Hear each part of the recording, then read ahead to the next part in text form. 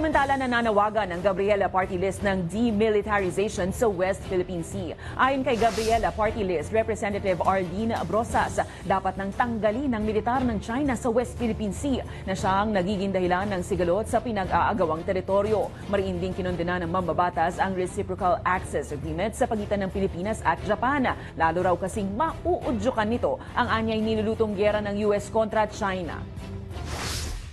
Mas lalo pang iinit ang ulo ninyo kapag nalaman natin, pag alam natin na nagpapagamit ang Administrasyong Marcos sa US para mag-udyok ng gera laban sa China. Noong nakaraan, sinabi ng National Security Council na ang Japan at Pilipinas sa pamamagitan ng Reciprocal Access Agreement ay magkakapirmahan na.